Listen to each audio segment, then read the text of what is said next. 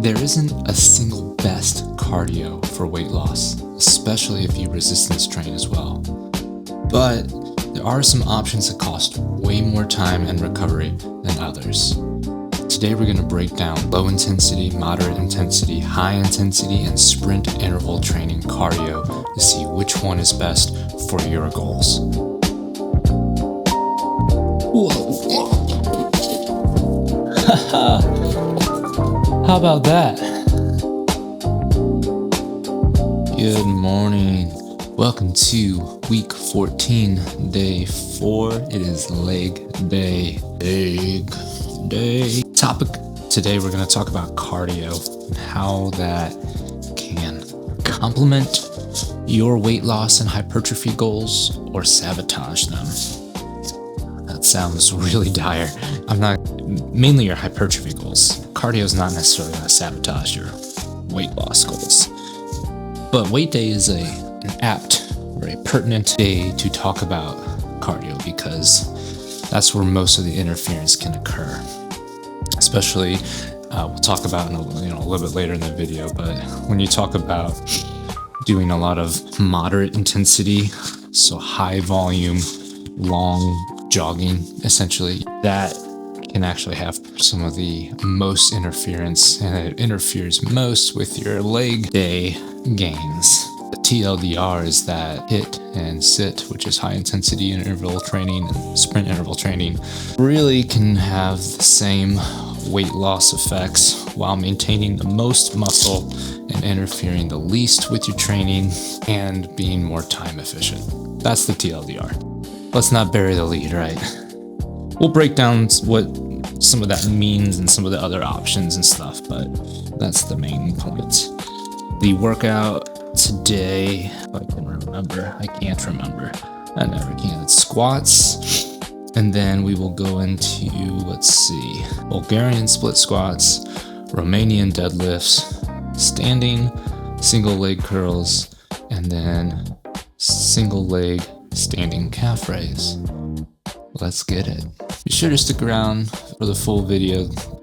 I just talked about how HIIT and sprint interval training are probably the best, but even within those, there are different types of cardio workouts that have better or worse outcomes. So be sure to stick around for that.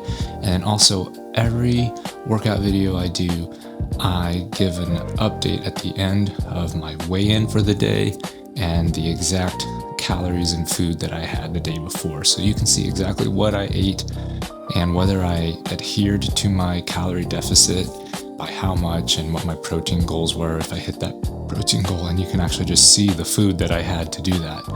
That's something that I always wish I could have just tagged along and looked over someone's shoulder when I was first starting out on my weight loss journey and my fitness journey.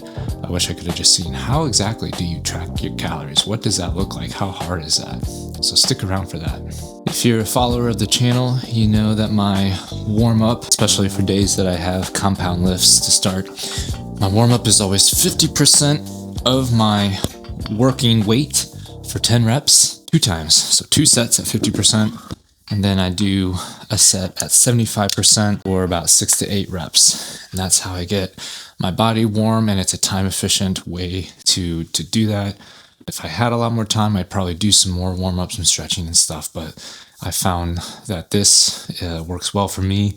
I got this from Mike Matthews from his book, Bigger, Leaner, Stronger, and I haven't looked back since then. If you are new to the channel, welcome. I started this channel for people who are looking to get fit, who are looking to try and work their way toward an aesthetically pleasing body with a high muscle content and low body fat.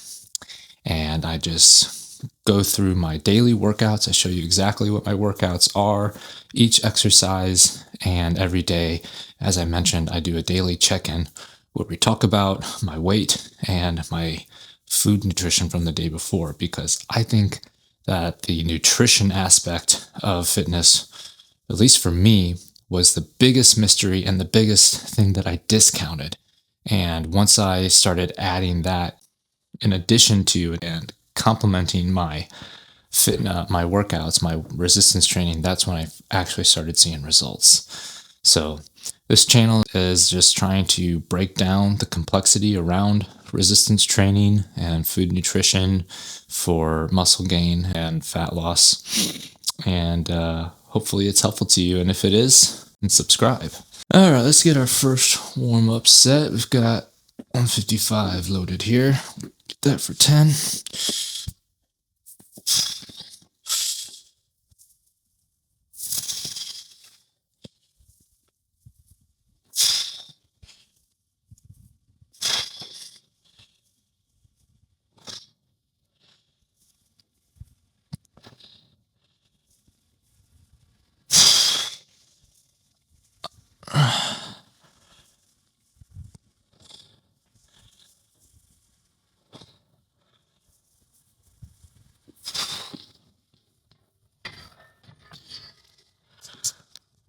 In a lot of my videos, I cut out the rest periods in between. That's when I do my talking. My rest periods, I could optimize it, but I just do 2 minutes. I just make it easy on myself. I have a little 2-minute timer on my watch. I just always just click that. Maybe you've heard that beeping go off while in one of the talking points. And that's just my reminder that, I need to get back to my lifts. But I have found that 2 minutes is a good amount of time for me to, still out of breath from that first warm-up. 2 minutes is a good amount of time for me to catch my breath, get recovered. Sometimes it ends up being closer to 3 because I get caught talking. 3 to 4 minutes and I'm really rested, but it's not a super time efficient. And I found that 1 minute is the shortest time period that I can go. So it's just easy just to say 2 minutes across the board. But like, if I wanted to, I could probably be more efficient. I could say I'll do 2 minutes or 3 minutes on my compound lifts, and on my accessory stuff like lateral raises, probably 1 minute is fine. But just in case you've ever wondered about my rest periods, I think I have a few videos out there of completely unedited workouts. So if that's interesting to you, I can try to remember to link to them, but they're also just called like Workout with Me, or just search no edit full workout. And you can watch me sit on my phone in between sets, which is what usually happens. All right, warm up set 2, same weight, still at 50%, 10 reps. Let's go. I need to get new glasses or get these ones tightened. Tend to fall off when I put this microphone on them.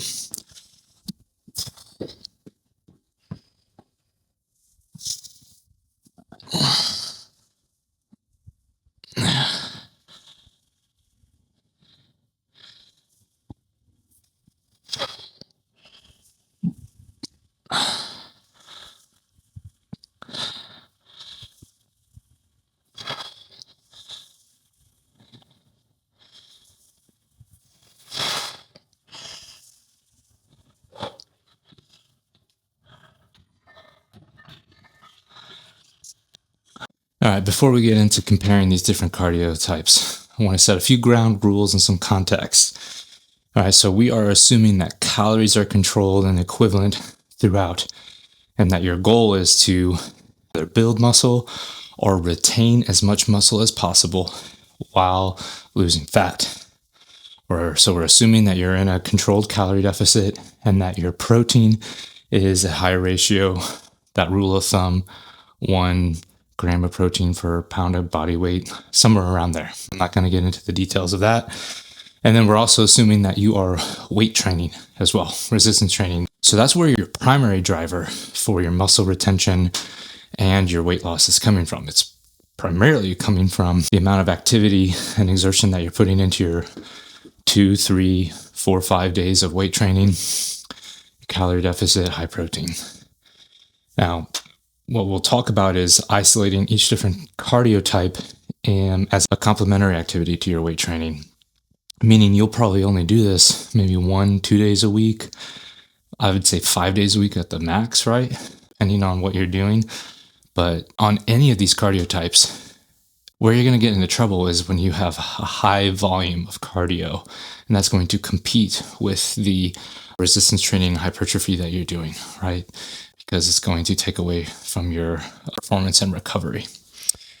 So, last thing I'll say is that if fat loss was just about calories, this video wouldn't matter at all. But if muscle retention, recovery, and time matter, it does. And what that means is you can lose weight doing any kind of cardio. But when you talk about in this specific context for muscle hypertrophy and weight training, and when we talk about how much time you have in a week, when we talk about time efficiency, and when we talk about recovery, that's where the difference shines through between these different cardio types. Last warm-up set, we've got 225 loaded on, should be about 75%. I don't know, I haven't checked it in a while, but I think that's right. 6 to 8 of these.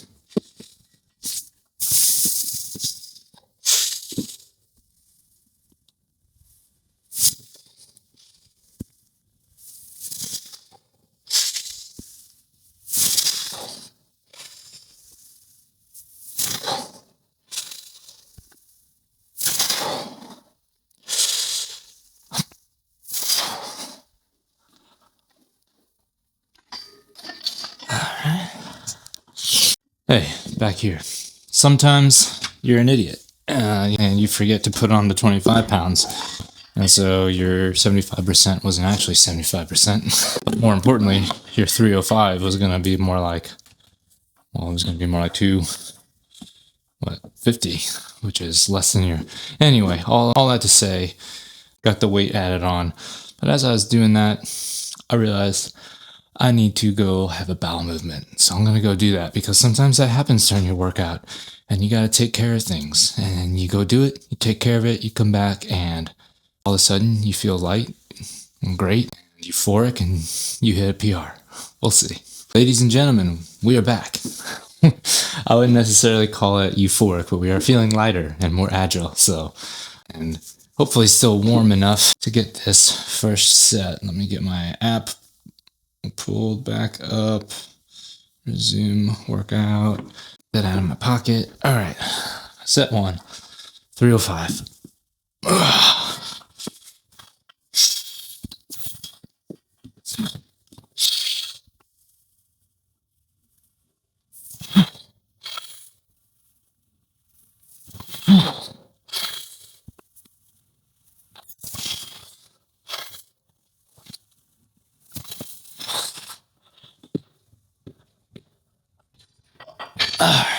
Another important distinction or caveat that I want to make is walking.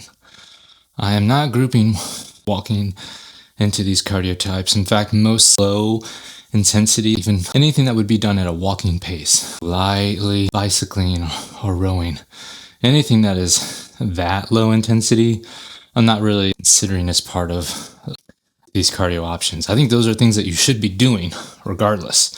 You will see that in really successful weightlifters, powerlifters, bodybuilders. You will see them prioritizing getting lots of steps because it's an active recovery. If anything, it adds to your NEAT, your non-exercise activity thermogenesis, and allows your body time to recover while getting a little stimulus. It's like this weird, almost counterintuitive, paradoxical kind of a thing where you're burning calories, but you're also recovering.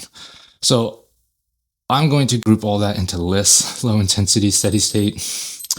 And I'm going to say that's something that, stop doing that. I'm going to say that's something that you should be doing no matter what, especially if you're trying to lose weight, because those are, I would call them free calories that you can burn because they don't interfere with your training at all.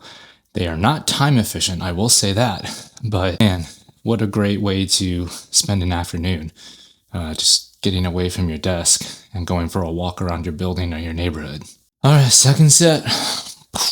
Kapow! 305. I've been doing 3 sets of 4. Is this the set? I think maybe this is the one where I do 5. Let's see.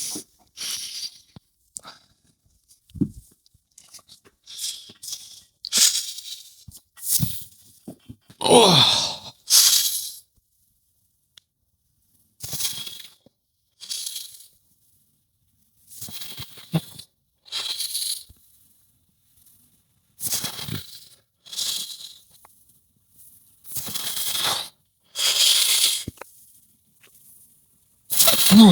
Yeah, that's what I'm talking about. 5. Seeing, you just gotta, sometimes you gotta go in with a goal and say, I'm gonna get 5 this time. And it'll happen. All right, all the caveats and ground rules aside, the first type of cardio we're gonna talk about is moderate intensity. This is the stuff that I think most people think of when they think of cardio. This is your joggers, or maybe it's joggers, could be a soft J. I'm not sure. Anyway, please tell me you guys have seen Anchorman. Anyway, it's your jogging. It can be rowing, biking, skiing, anything that you're doing at a moderate intensity that's somewhere above walking, right, where you can actually actively recover, and below a high intensity. And so what I would say is, can this type of cardio work for fat loss? And I would say absolutely yes. Absolutely. But for weightlifters who are trying to maximize muscle retention, I would say it can interfere, especially with legs, especially jogging, right? Some of the other ones like rowing, skiing, elliptical, those might interfere a little bit less. I think the number one culprit is jogging, which is probably the number one offender or the number one use case, the most common used cardio at this intensity level. So I would say to match the fat loss for shorter, harder intensity cardio, you're often looking at 45 to 60 minutes. So you need a lot more time. And I would say it doesn't automatically kill your gains, but it can interfere with your leg day your progress. And leg day is one of your muscles. Your legs are some of your biggest muscles. It's where you see a lot of your gains, or you should be seeing a lot of your gains. So, and that's the interference. You can avoid some of that with timing, right? You don't want to go do a jog and then immediately go to the weight room. If you can avoid doing them on the same day or within the same 12-hour block, I think that's usually what's recommended. So going back to what I said earlier, well, I don't know if I said this, but your personal preference plays into this as well. So don't hear what I'm not saying. I'm not saying you shouldn't jog or do moderate cardio. If that is what you love and that gives you joy, and you have the time, and you can also program your weightlifting to where it doesn't interfere, go for it. But I would say all of those things have to be true for it to be worth it for you to do this. All right, set 3. It's not, I did 5 and my app said it wasn't a PR, so I must have done that another week.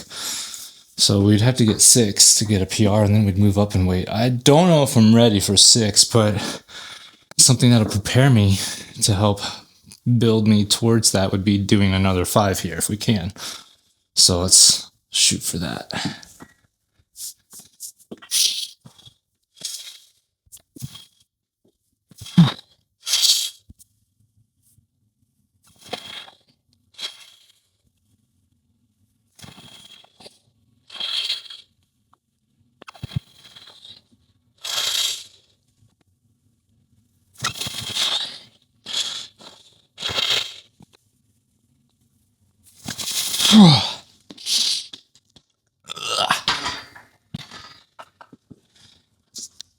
Okie dokie, let's get some Bulgarian split squats. Got 35 in each hand. Start with the right leg.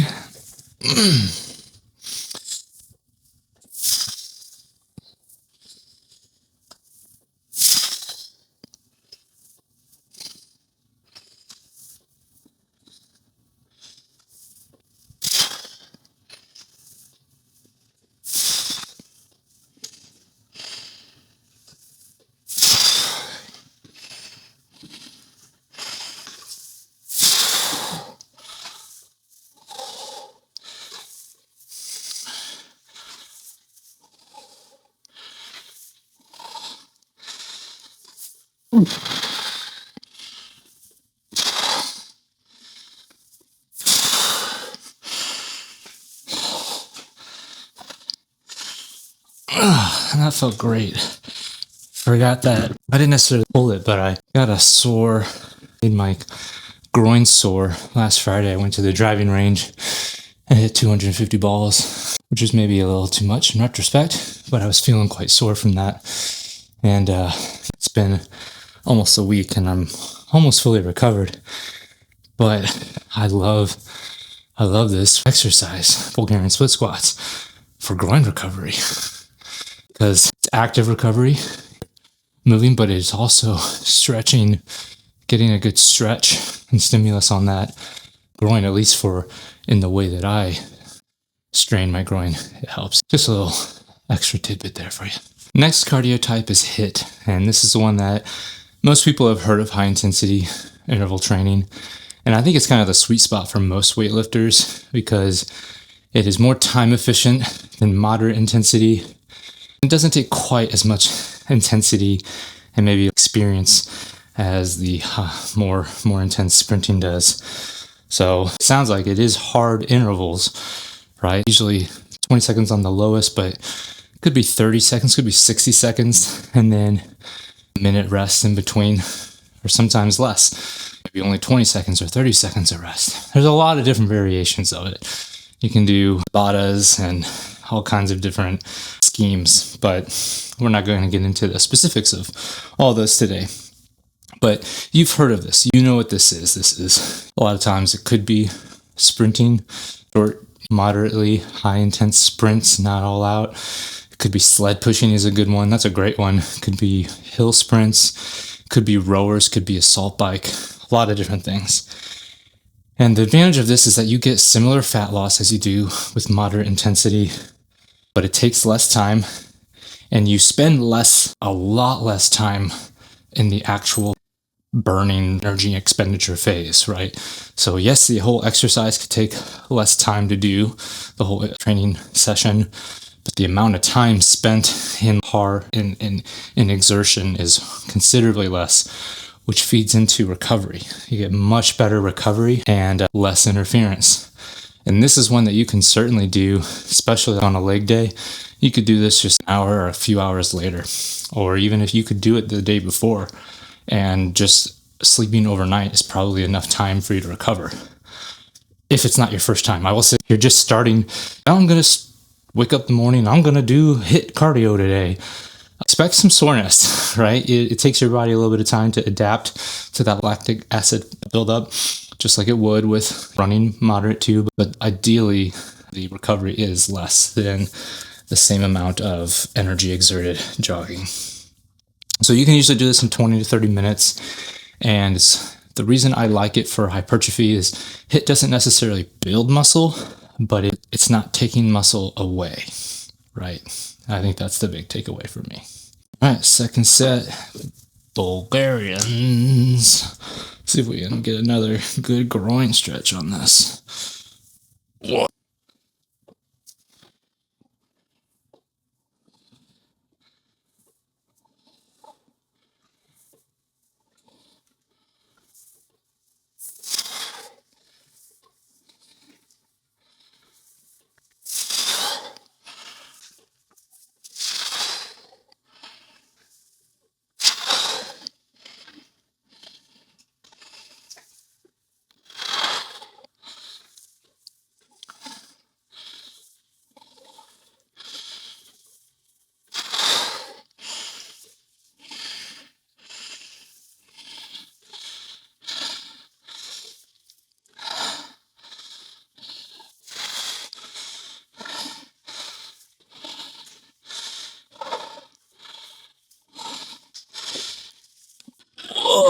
Last cardio type, sprint interval training. And I am biased here because this is my personal favorite. Even though I think HIIT is probably the sweet spot for most weightlifters, I enjoy sprinting. So, especially on a track, like actual sprinting. I did it in middle school, high school, college, and I just really enjoy it.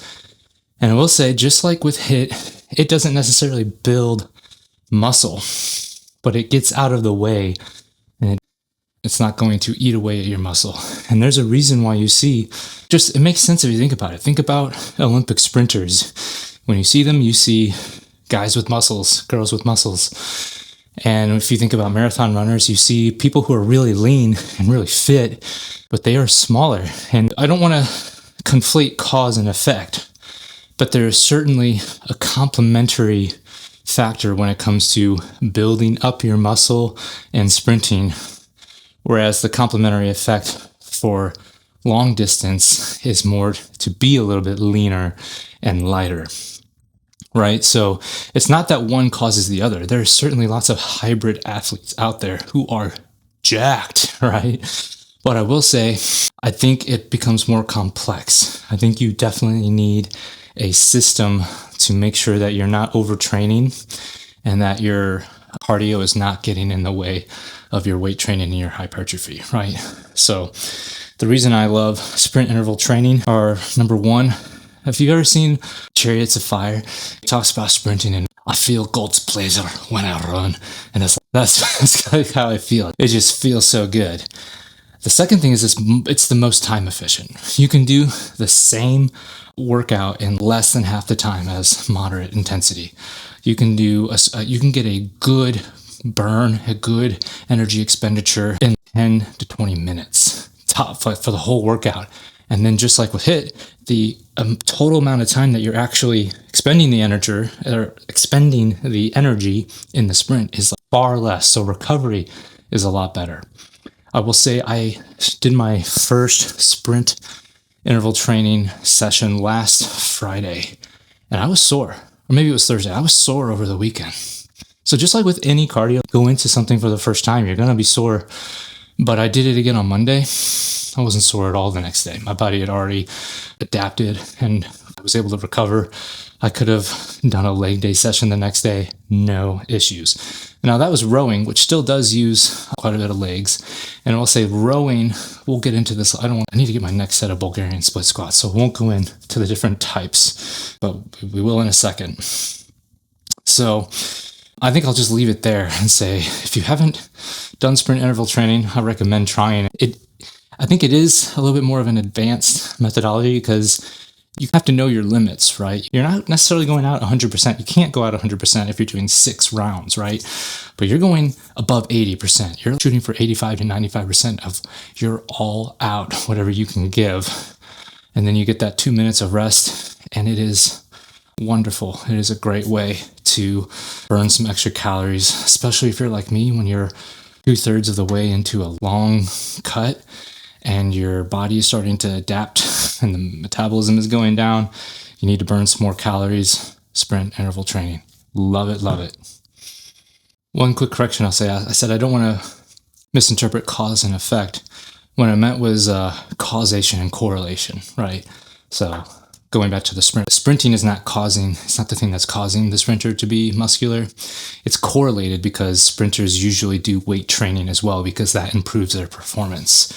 So there is a correlation, but I will say there's not the same correlation with professional long distance runners, right? So it's interesting that there is a correlation, and I think that they are complementary, and I think you will find that the studies and the research show that hypertrophy and sprinting go together well. Last set of Bulgarians.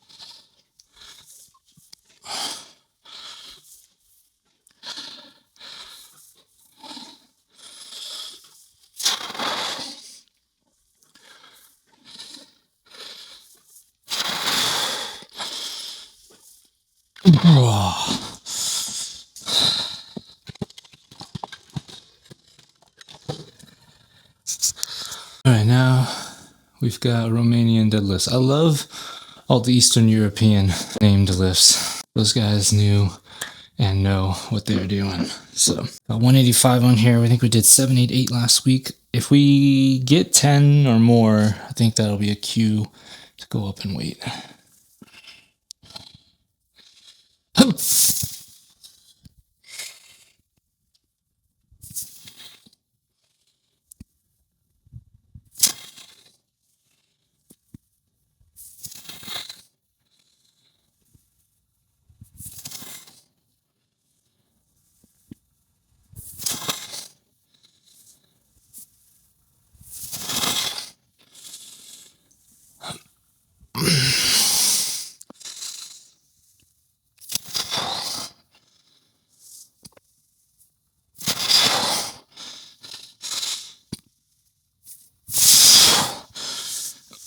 think we can go up.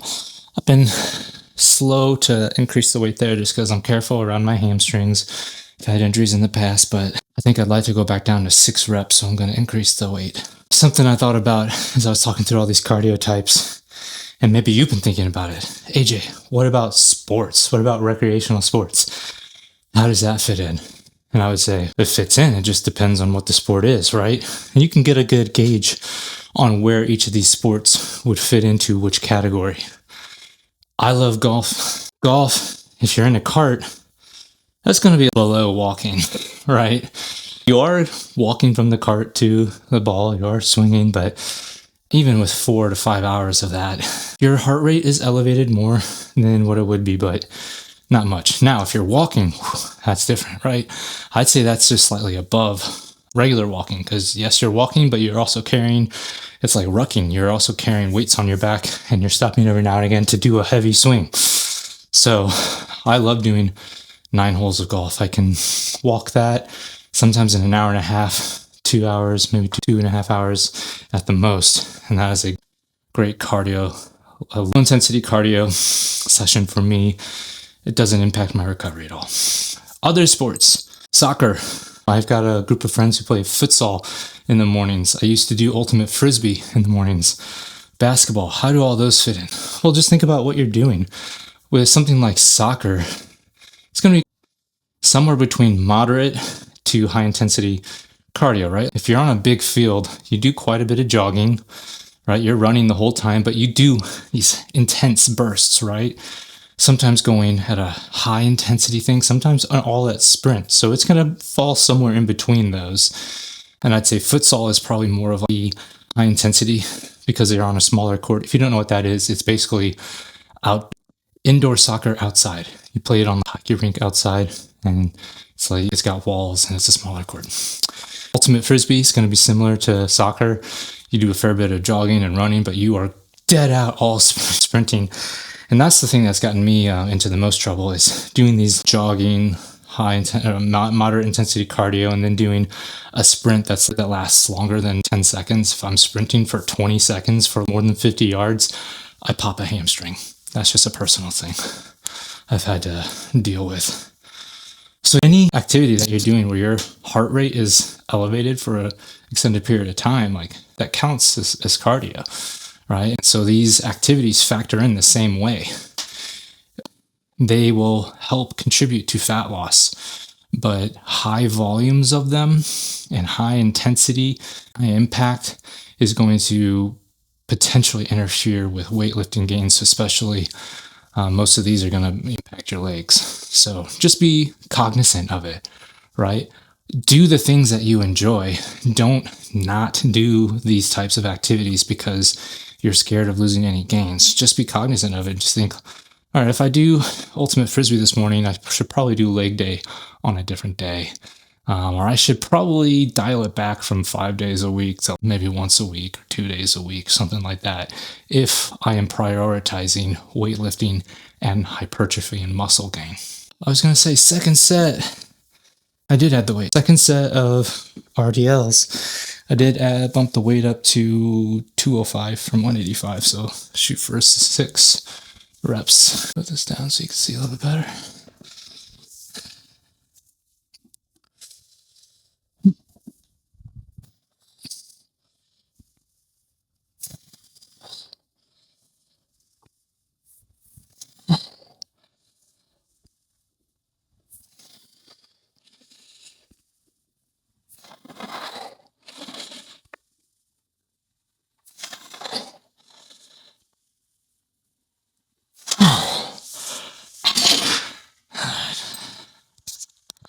All right, let's compare these types of cardio side by side.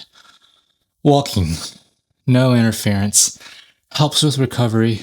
You can feel free to do it freely or often. Moderate intensity cardio. It takes about 45 to 60 minutes. It tends to be a little bit higher fatigue. You need to use it intentionally. You need to be specific and program around it. High intensity. This usually takes about 20 to 30 minutes. It's a really good balance, I think, for most lifters. Sprint interval training, the least amount of time, 12, 15, 20 minutes at the tops. It's the most time efficient, and I think it's the lowest interference when programmed well. And a good rule of thumb that I think you could take away would be the best cardio is the one that allows you to train legs the next day. All right, last set of RDLs. Still at 205, 6 reps.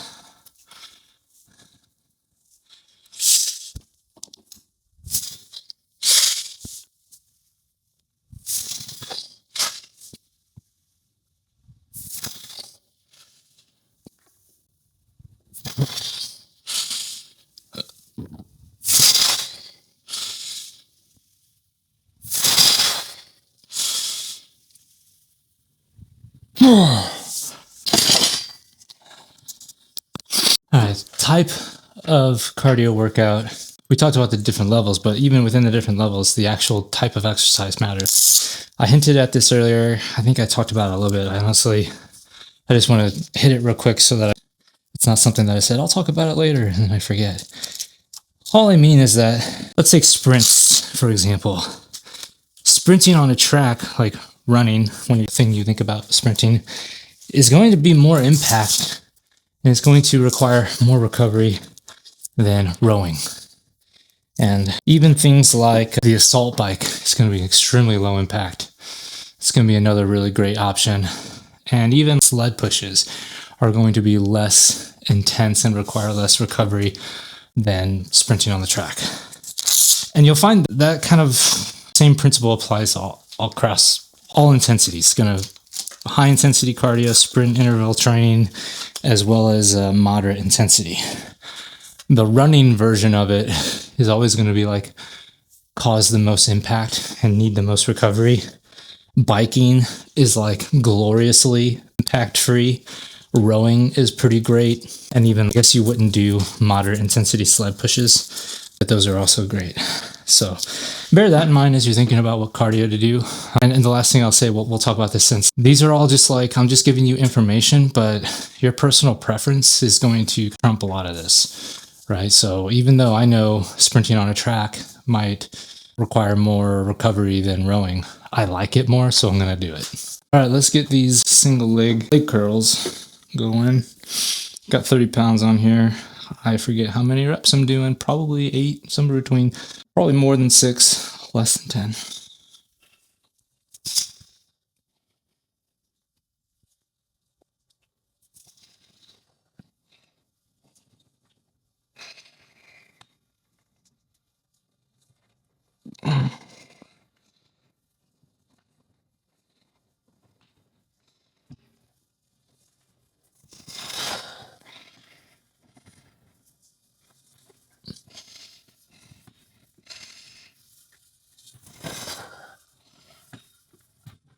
We'll leave it at 8 for now, and I'll go check the actual reps after this.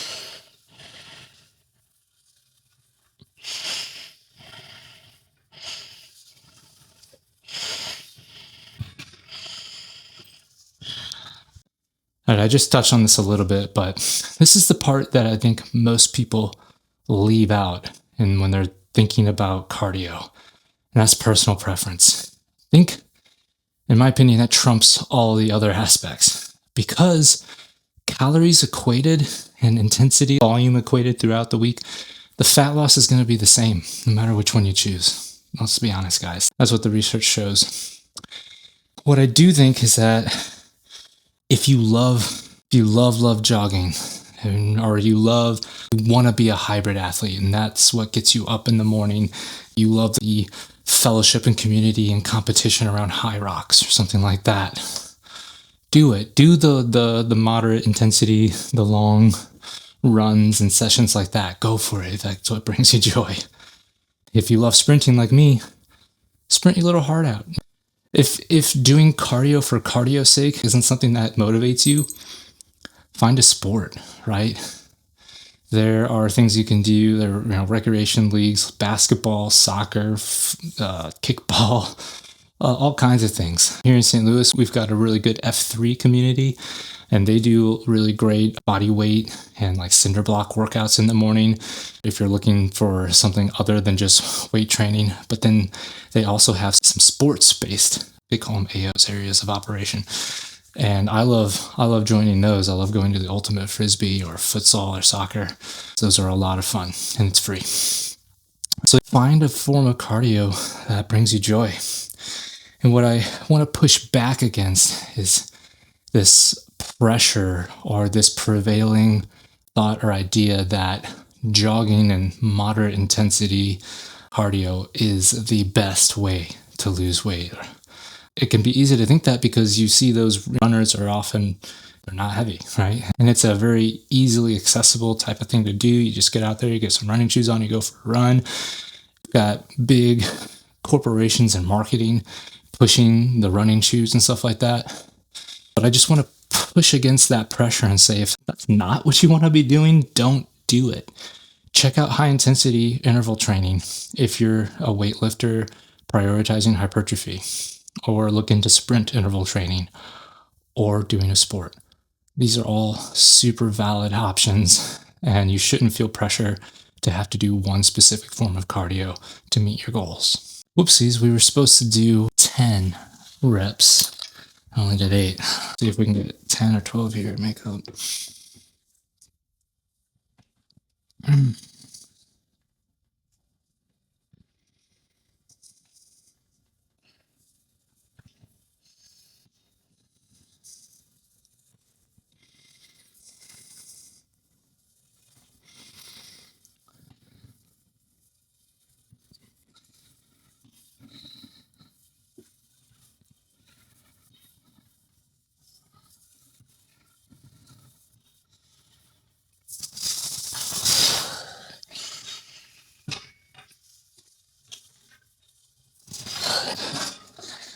Call it 10. Yeah, 10 feels good. There's a reason why. That's what we did last week.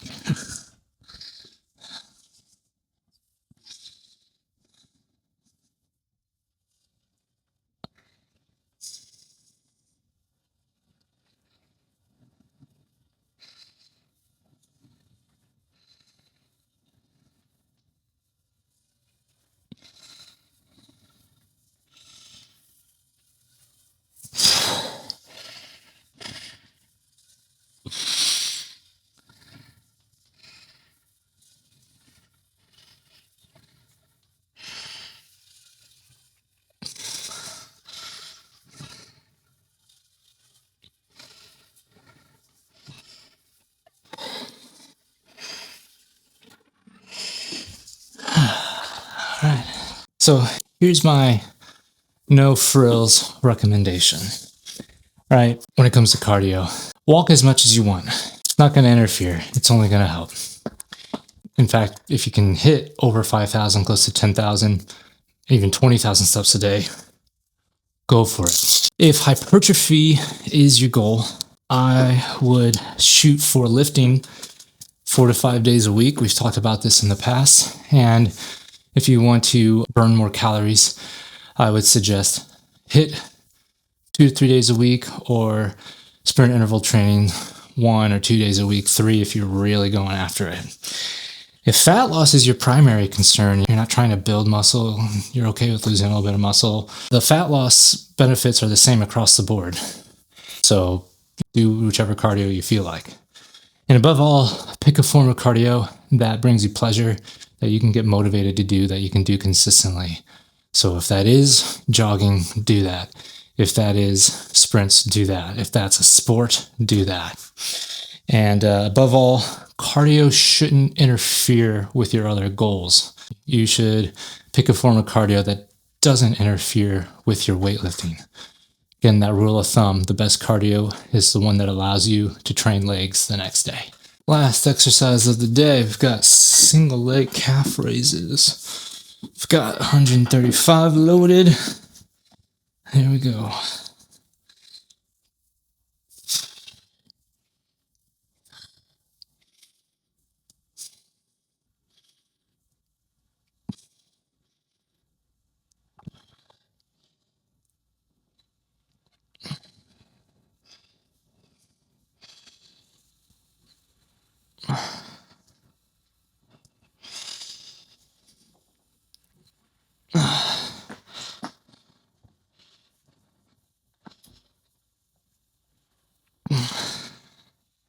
Oops.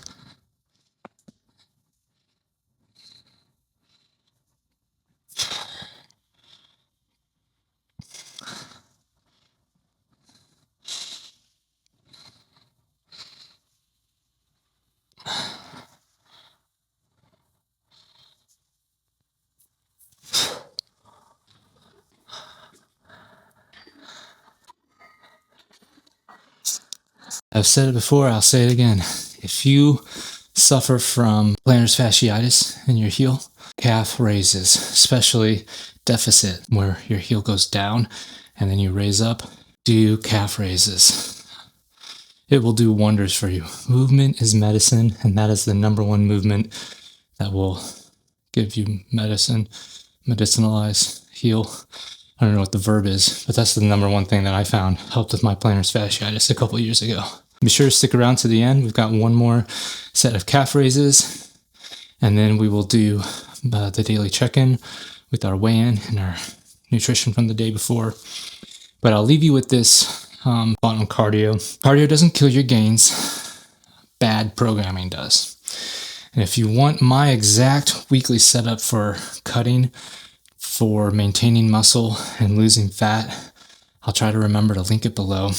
And be well. Train hard, recover even harder.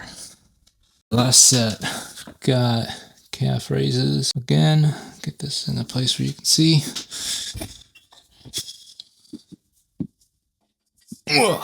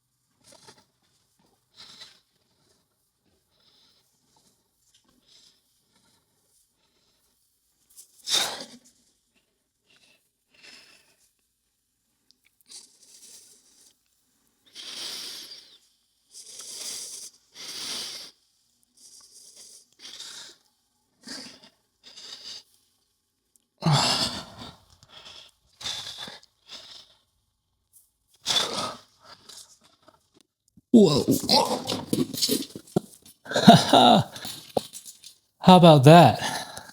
That's a reason why you don't forget your clips, ladies and gentlemen. Oh, I'm so glad that was caught on camera. Can't believe that happened. I think the last time I forgot to put a clip on a weight and actually lost it was probably high school. Been lifting weights a long time without that. But it's a reminder, none of us are impervious to mistakes. Certainly not me. Let's do our daily check-in. We weighed in at 188 this morning. I was a little surprised. I had a super low-calorie day yesterday. Maybe I just drank a lot of water. That could be it. I also had half a jar of pickle juice. So that's probably a little bit extra sodium. But that's actually, 0.4 pounds heavier than yesterday. And we're trying to get into the 186 range this week because last week 188.1 was our weight. So I don't know. I just have to trust the system. If maybe my metabolism has adapted way more than I thought and I'm not in a deficit anymore, I would doubt that because I'm shooting for 1,700 calories. I've added cardio. I should be losing at the bare minimum a half pound or a pound, right? So the only thing we can do is we can speculate all day. Has your metabolism adapted this much? Are you adhering perfectly? Is it water weight? Are you gaining muscle? You can speculate all day, but we won't know until I just stick to the plan that I've created for another couple of weeks. This is really the first week of the adjusted plan where I've dialed it back by 100 calories and added cardio. So we just need to give it a couple of weeks before we change it any further. Otherwise, it's like trying to hit a moving target. But let's look at our calories for the day. We talked about calories. Go back. No, not Monday. What is this? I don't need that. Yesterday was Wednesday. I'm just not used to that. Here we go. The food log. 1568 were the calories. So under 1,600 calories. And you can see it says 68 over. That's because I adjusted my target from 1,600 to 1,500 to help me stay under 1700, if that makes sense. I tend to go over, so if I lower my target a little bit, I won't go over as much. 171 grams of protein, that's pretty good for getting less than 1600 calories. That's over 10 grams of protein per 100 calories. The way I did it was with my morning coffee, nothing else for breakfast. For lunch, I had a carrot, an orange, a Greek yogurt, a little beef stick, 2 small protein bars, and some caramel rice snacks. Nothing in between. Well, no, that's a lie. In between, I had a stick of gum. I did have the pickles, and I think maybe the yogurt cup. No. Yes, I had the yogurt cup in between lunch and dinner. Dinner was just 2 cups of chicken noodle soup, another yogurt, some salad with light Italian dressing, a little chicken breast, and a small protein bar. And then I think the David bar, this fudge brownie bar here, was like a dessert at the end of the day. 1 more stick of gum. That's how I got 171 grams of protein and 1,568 calories. Hopefully that's going to help me attain my goal of under 1,800, closer to 1,700 calories for the week. If we look at the average, we're just under 1,700 calories for the week. If I look at past rolling week, even before I adjusted, if I had a 2,000 calorie day and an 1,800 calorie day and this stuff from last week, even then I'd just be just over 1,700 calories. So I think we're on track to have a decent 1,700 calorie week. I did miss my cardio yesterday, so I need to do cardio today. And then I will probably either do it again tomorrow or Saturday to break it up. And I'll probably try and go on an extra walk because yesterday I just got busy. And my goal is to go on 1 20-minute walk every day and 3 sprint interval training sessions per week. So I am falling behind, but I will try to make it up. That's it for today. If this has been helpful or enlightening, please consider subscribing. Is it helpful for you to have the daily check-ins? I think they're valuable because when I was first starting out, I had no idea what I was doing with calorie tracking and logging my food and how that fits into my calorie deficit and stuff. So that's what I wanted to see when I was first starting out. I hope it's helpful for some of you. Please let me know if it is or if it's not. And I'll see you next time.